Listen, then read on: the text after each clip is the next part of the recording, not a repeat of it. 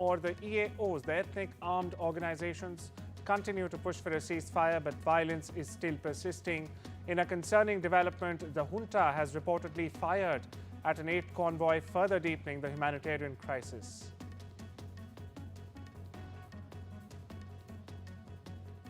My colleague Vishal Vivek joins us for more on this.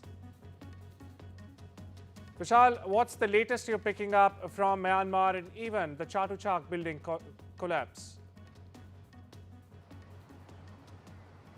So the Myanmar situation is pretty intense, as we've been reporting. More than 2,800 people have officially been killed. That is the information coming in from the military junta itself.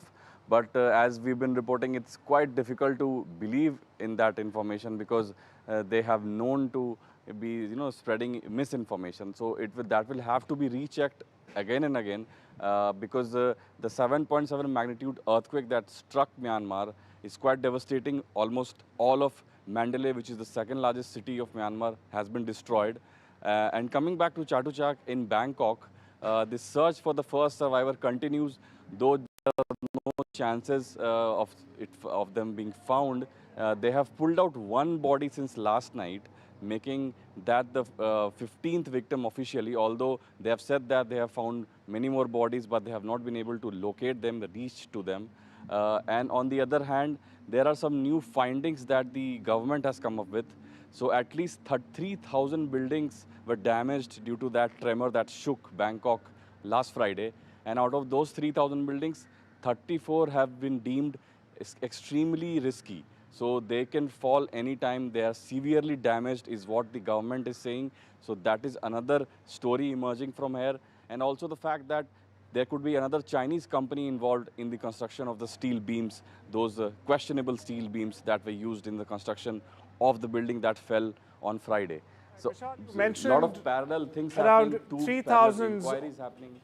3,000 odd buildings in Bangkok are at the risk of, at a structural risk, so to say, and 34 out of these buildings can in fact collapse any given minute now. What are the constructors saying? Is the onus being pinned on the construction companies, or is it just a result of the wrath of nature like we saw on Friday last week? So the officials have not come up with a statement on that. As far as the Chatuchak building is concerned, the builders have come up with a statement. They've said that they followed all the norms, all the standard procedures were followed, and they got the clearance from the local government here. So they are in effect blaming the local government that if you thought they couldn't go ahead with the construction of the building, why did you give us the clearance? So they are not ready to accept the blame, and they are passing the ball to other courts. This is just a blame game going on, very typical of any disaster of such magnitude. Whenever such a thing happens, these things do tend to follow these disasters. So that is what is happening here in Bangkok. The blame game is happening, and two Chinese companies could be at the center of this huge magnitude of disaster. Well, thank you so much for that update, Vishal. I request you to actually stay on, as there's another development from Bangkok. We have viewers, leaders from the Bimstec nations are in fact also attending the Bimstec summit in Bangkok. Now, PM Narendra Modi will also be attending the summit on the 4th of April, where leaders will focus on strengthening maritime cooperation. Now, the regional bloc, which includes India, Nepal, Bangladesh, Sri Lanka, Bhutan, Myanmar and Thailand, will discuss trade, security and regional cooperation. My colleague Vishal continues to be with us. Vishal, this Bimstec meet, the maritime meet, is really important considering the recent comments by Mohammed Yunus and the likely meeting between PM Modi and Yunus. What's the latest you're picking up? Is it likely for these leaders to meet, especially after Yunus's much provocative statement, really concerning the 7 Northeast sister states? Well, that will have to be seen. It's still, these rumor mills have been swirling that there could be a meeting, there couldn't be a meeting. That the fact that there was a request sent from Bangladesh, what happened to that? All of these things have been, hovering over people. The questions are still to be answered, and nobody seems to have concrete answers to that. But we will soon have that answer when PM Modi visits Thailand tomorrow. That we could have that definitive answer then, only then. On the other hand, the Bimstec leaders are meeting today as well. Some of the leaders are already here, and there are some parallel meetings going on of former leaders of Bimstec countries. And we are at one of those events, and there seems to be one common thread connecting these leaders. They seem to be saying that not much has been done to, step up this Bimstec group to the next level. It still remains a dormant group. It's been in existence for almost 3 decades now, but not much has been done on developing this group to the scale of what you can say ASEAN or SAARC. It still remains, it still flows under the radar. Not many people know about Bimstec. So these questions are still being asked. We will have more answers when leaders arrive tomorrow for this conference. Well, there's strong undercurrents, of course, ahead of the summit this year. Thank you so much for getting us the latest, Vishal, all the way since last Friday. Moving on, now the White House has confirmed that President Donald Trump will move forward with new tariffs starting Wednesday, escalating concerns of a global trade war. While details still remain unclear, it's the 11th hour now. Trump is set to announce reciprocal tariffs and a 25% duty on auto imports as well. Countries like Canada and Mexico are already preparing countermeasures. Meanwhile, market experts are also warning that these tariffs could very well drive inflation and slow down global economic growth. My colleague Sakshi Bajaj, in fact, brings you more on this. US President Donald Trump's favorite word, tariffs, of course, has got everyone thinking, so what really are tariffs? Now, tariffs are essentially taxes charged on goods imported from other countries. Companies that bring foreign goods into the country have to pay taxes. Now, US President Donald Trump believes that tariffs will encourage US consumers to buy more American-made goods altogether. However, economists believe that, look, tariffs will increase prices for US consumers, and they believe that US firms may also decide to import fewer foreign goods then. This, remember, will impact inflation further, and rising inflation remains a key concern as far as economists are concerned for the US economy in particular. So Trump's tariffs and the overall impact then. Now, what does this mean for the overall impact if, of course, Donald Trump's tariffs of reciprocal nature or universal nature go ahead in full measure? If they do go ahead in full measure, remember, they can officially reshape the global economy and the framework for businesses altogether. Now, picture this, just as an example, if a US-based restaurant or a baker is getting inputs from Canada, now, remember, the input prices will then increase if they do go through, if these tariffs do go through in universal nature, in reciprocal nature for the rest of the world. Framework for businesses will change altogether. Global supply chains and costing will also change. So economists believe that as far as India is concerned, India must push for far more export market diversification than earlier. Analysts say that, look, market gains today in India's stock markets reflect the fact that the tariff impact really has been discounted to a large extent as far as India is concerned. Analysts also believe that, look, adverse US impact and adverse impact in US stock markets or the US economy may finally make US President Donald Trump soften his stance on tariffs in the long term. The towering blaze erupted at a Petronas gas pipeline in Malaysia, injuring at least 145 people and damaging nearly 200 homes. Witnesses described flaming debris falling from the sky and windows shattering due to the explosion.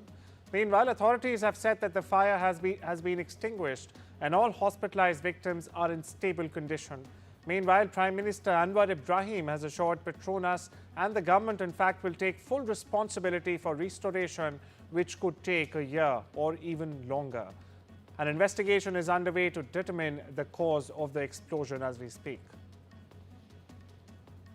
In a closely watched race, Democrat-backed Susan Crawford has in fact won a seat on the Wisconsin Supreme Court, maintaining the court's 4-3 liberal majority. The race became the most expensive judicial contest in US history, with over $90 million spent.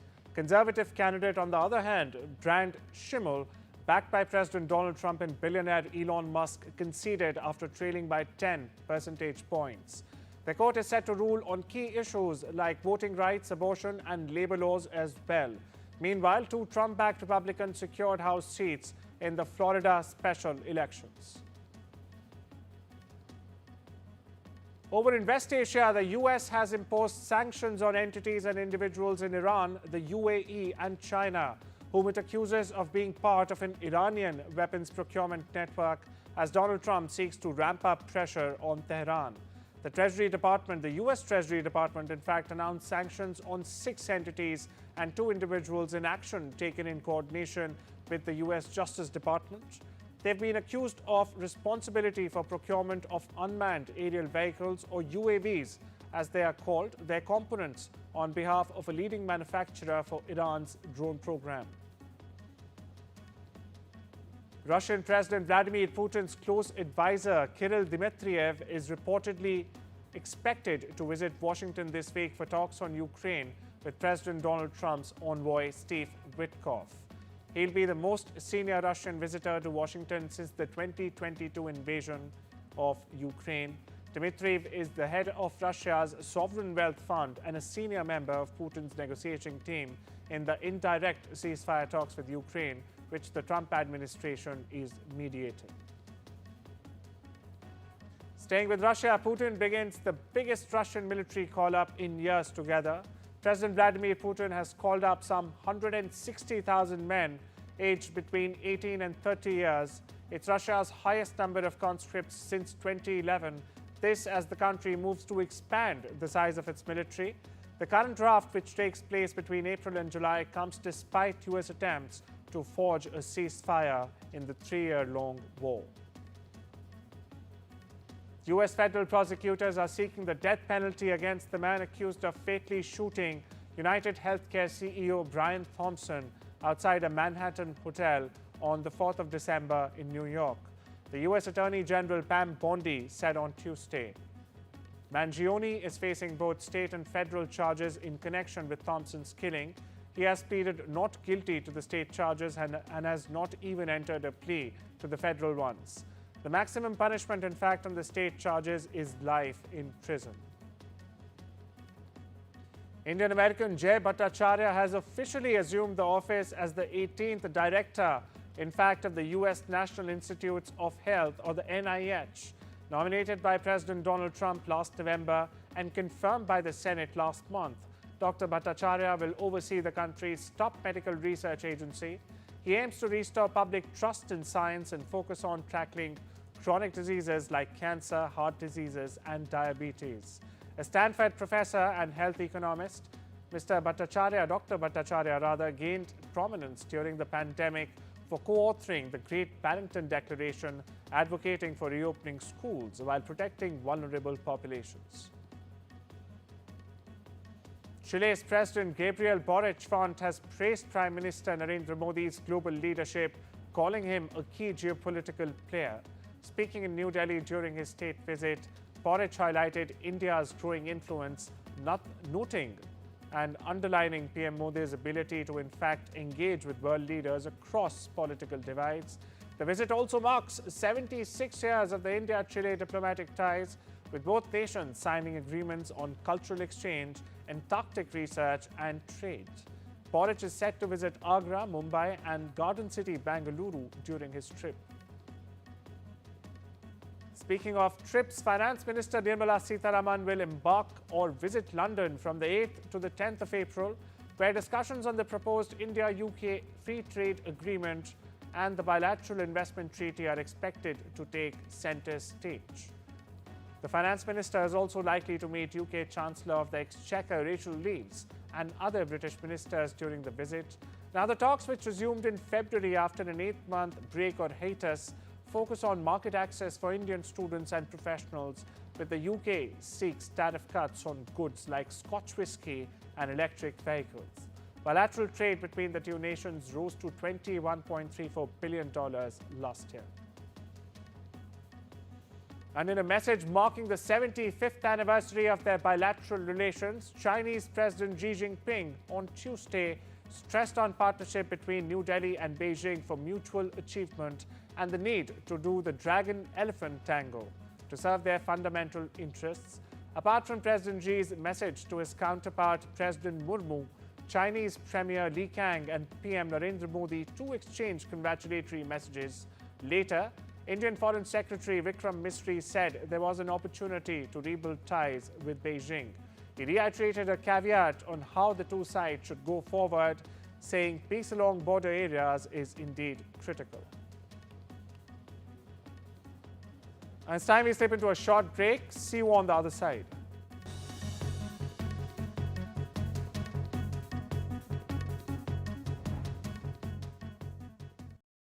I've been thinking, I want to plan my funeral so it feels more like a celebration. My parents always said I was born dancing. I just love it. Bhangra, disco, even line dancing. So when my time comes, I want to have music, dancing, the lot. With over 150 years' experience, you can count on Co-op Funeral Care to help you pre-plan the funeral you want. To find out more, visit Co-op Funeral Care or give us a call. Nothing beats a celebration. And at Tesco Mobile, we're ringing in 30 years of Club Card with deals like the Samsung Galaxy S25 Plus, with 25 gigs of data for just $43.99 a month with Club Card prices, saving you £270. Better yet, that price is frozen for the duration of your contract. And you can even bag a £30 Tesco gift card too. It pays to be connected. Search Tesco Mobile. Every little helps. This is an important message for people living with diabetes from people living with diabetes. When I was experiencing the symptoms of diabetes, I didn't know what was going on.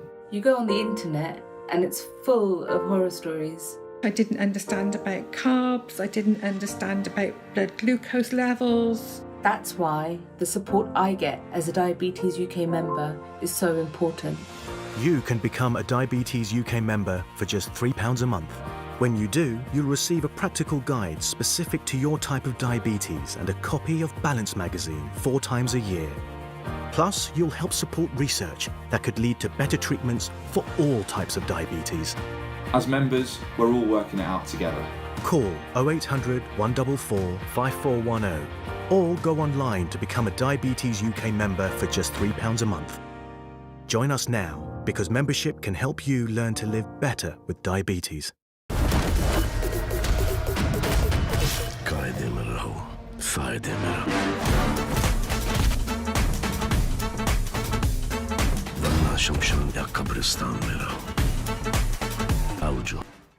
Right now, UNICEF is supporting millions of children in emergencies around the world.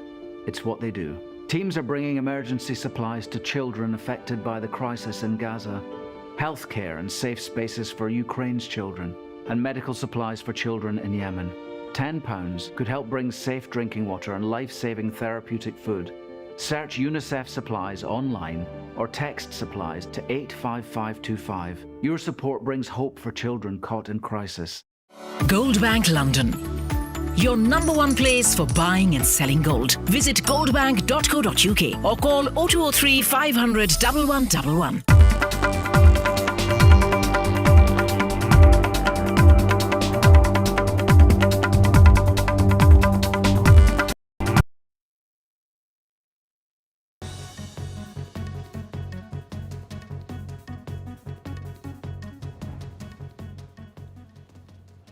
Welcome back. You're watching The World Report with me, Arjun, Samar, Mahendran. Moving on to business news now. A crucial White House meeting stated for Wednesday will decide the fate of TikTok in the US. With an April 5th deadline looming, President Trump and key officials are in fact reviewing last-minute proposals to secure a non-Chinese buyer for the app. Leading investors, including Blackstone and Andreessen Horowitz, are reportedly in talks to buy out TikTok's US operations. If in the case of no deal being reached, the app faces a nationwide ban on security grounds. OpenAI's ChatGPT has seen an unprecedented surge in users after the rollout of its new image generation feature, inspired by Studio Ghibli's signature animation style. The update has fueled social media trends and has pushed ChatGPT's active user base past 150 million for the first time this year. CEO Sam Altman has said that they added 1 million users in just 1 hour, but the spike in demand has led to temporary service disruptions as well. Visa is making a bold move to become Apple's new credit card partner, reportedly offering $100 million to replace MasterCard. American Express is also in the race, seeking to take over both processing and issuing rights. Apple's search for a new financial partner follows the company's split from Goldman Sachs. Talks with potential firms including Barclays and Synchrony Financial are also ongoing. The Meta's AI division is undergoing a leadership shakeup as Joelle Pinou, the head of AI research, announces her departure after 8 years at the helm. Pinou led the development of key AI tools like PyTorch and Llama, shaping Meta's AI strategy altogether. Her exit comes as tech giant intensifies its AI push, competing with rivals like OpenAI and Google in the fast-evolving artificial intelligence landscape. The world of sports, Lionel Messi's bodyguard, Yassine Chouko, has revealed that he is no longer allowed to protect the football star from the touchline during Inter-Miami matches. Now, Chouko, who's gained fame for swiftly stopping pitch invaders, criticized the security situation in the US, claiming that 16 people have breached the field in just 20 months. MLS, or Major League Soccer, however, stated that its security protocols remain unchanged. Inter-Miami has yet to comment on the matter. In the world of golf, Tiger Woods pulled an April Fool's prank, claiming he was ready to play in the Masters just weeks after returning his Achilles tendon. The golf legend posted the joke on social media, saying that he had recovered thanks to a hyperbaric chamber and explosive lifts. Minutes later, however, Woods clarified it was all in good fun, admitting his Achilles is still in bad shape. Now, 49-year-old Woods last played an official tournament in July last year. Golfer Akshay Bhatia is back at the Valero Texas Open, where he won his first PGA Tour title last year. The 22-year-old secured his spot at the 2025 Masters with that victory, finishing 35th in Augusta.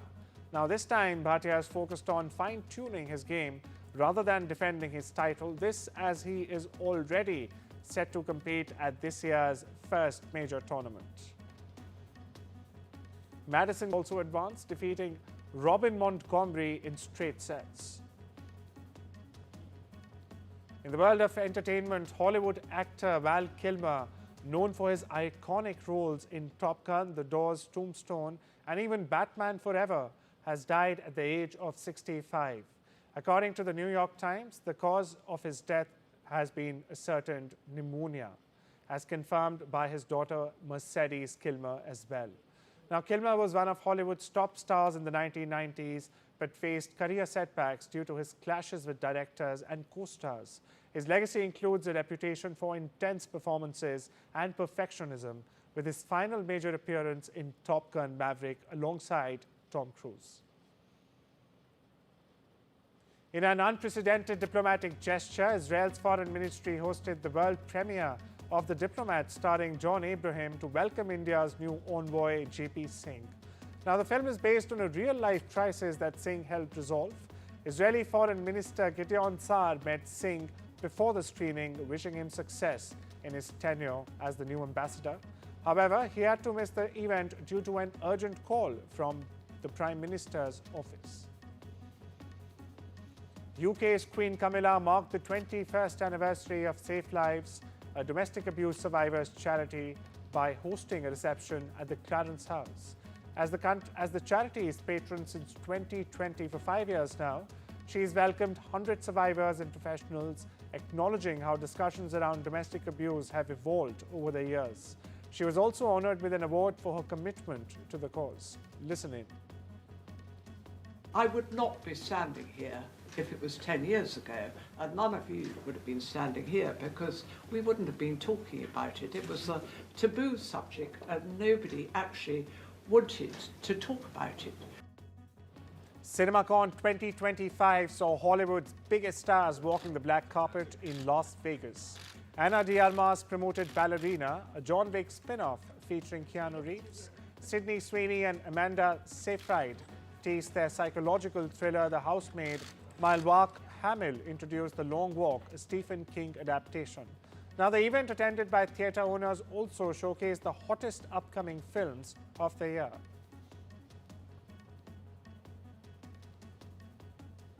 Now, with that, it's a wrap today. Take care and have a wonderful day.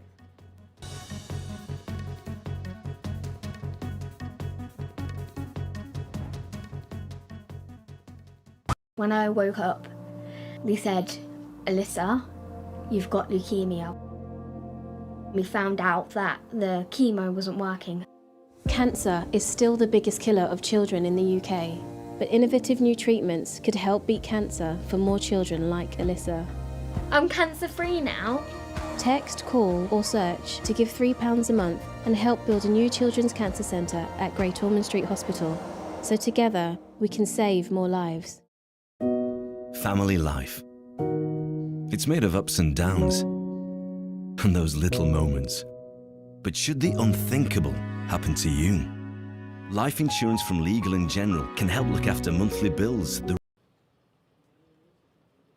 कि ध्रुवीकरण जितना होगा उससे वो लाभ उठाने में आगे रहेंगे तो ये वक्फ बिल जो लाया जा रहा है. It feels good knowing that your future's in hand. Evlo can offer you a loan from £1,000 to £15,000. Get your conditional decision in minutes. We know travel can be confusing. That's why I use travelup.com. You can upgrade your seat, one way or return, increase your baggage allowance, filter by flight time, journey duration, and customer rating.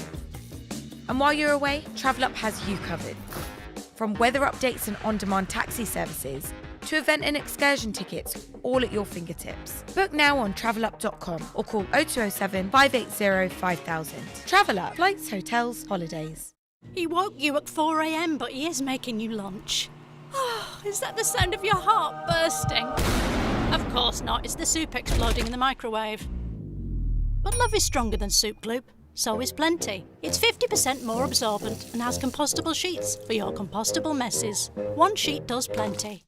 This is an urgent appeal from UNICEF UK. Children in Gaza are in critical need of food, water and medicine, and we need your help. Families are still at risk. The services they rely on have been destroyed and their lives turned upside down. UNICEF is working non-stop, providing life-saving medical supplies, clean water and fuel to keep services running. But we can't do it without you. To find out how you can help, search UNICEF Gaza or text Gaza to 84915. £39 could provide a family with an emergency water and hygiene kit. Whatever you can afford, your vital gift will help UNICEF keep working with children and families in Gaza to get through this crisis. Search UNICEF Gaza online or text Gaza to 84915 and help bring hope for children caught in this devastating crisis. Thank you.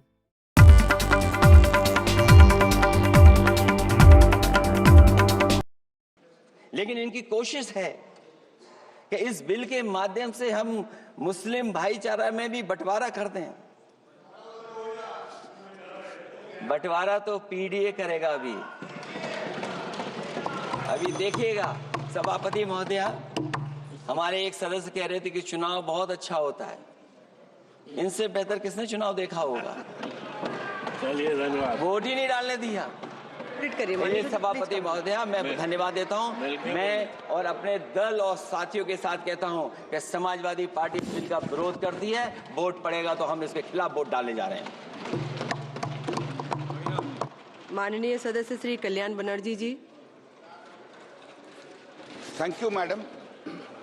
On behalf of All India Trinamool Congress, under the leadership of the Mamata Banerjee, I strongly oppose the bill in entirety. Madam, the spirit of my speech is, तू हिंदू बनेगा ना मुसलमान बनेगा, इंसान की औलाद है, इंसान बनेगा. Madam, this present bill covers importantly two areas of the Waqf. One, manage religious affairs of Waqf board. One of the arena is to manage, control, supervision of the religious aspects of the Muslim. Two, providing power to the state government to decide the disputes in respect of the Waqf property. including land and building.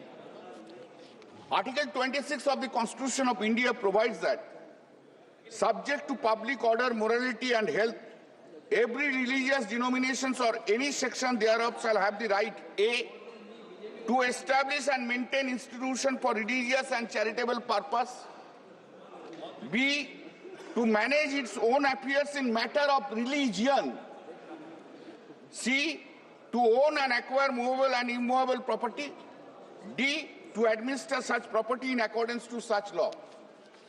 Madam, the Waqf is an institution for religious and charitable purpose. The Muslim have constitutional right to manage its own affairs in the matter of religion because Waqf property belongs to Allah. They have also the right to administer such property.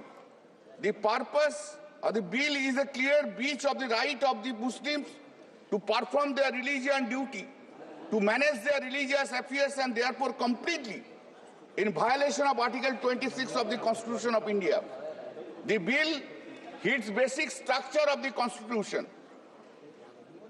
Madam, under Article 246, sub-Article 1, the Parliament has an exclusive power to legislate a law under 7th schedule of list 1 and under Article 246 sub-Article 3.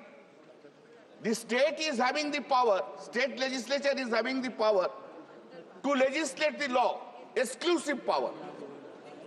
Sir, excuse me, sir. That is to say, land comes under list 2, under entry 18 of the state lists. Lands and buildings vested in or in the possession of the state comes under entry 35 of the list 2 of the state list. In the proposed Waqf Bill, the Parliament has no power to legislate any law in respect of the land and building vested in possession of the state